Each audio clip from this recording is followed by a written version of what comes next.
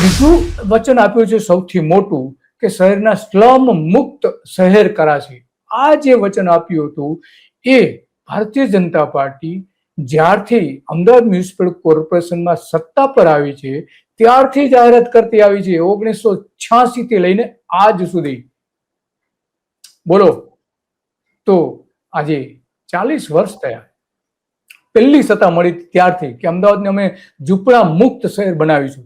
પણ આપણે જાણીએ છીએ ઝૂંપડા મુક્ત એટલે કે ઝૂંપડાઓની જગ્યાએ પાકા મકાનો તો બનાવી શક્યા નથી.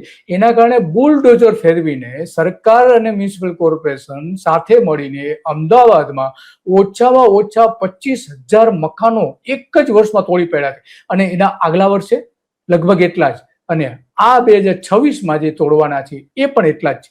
તો તમે 75,000 મકાનો ઉપર બુલડોઝર ફેરવવાનો છે રસ્તા પૂરા કરવાના બદલે, કરવાના બહાને, અને બીજું કે દબાણના બહાને ઝૂંપડાઓ તોડો છો, પાકા મકાનો તોડી નાખો છો. અને બીજી બાજુ મકાનો 50,000 મકાનો બનાવવાનું વચન આપ્યું છે.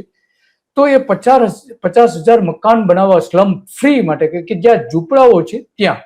તો એમાં વાસ્તવિકતા એ છે કે 11 સ્લમ વિસ્તારોને રીડેવલપ કર્યા છે અને માત્ર 5,000 મકાનો બાંધવામાં આવ્યા છે.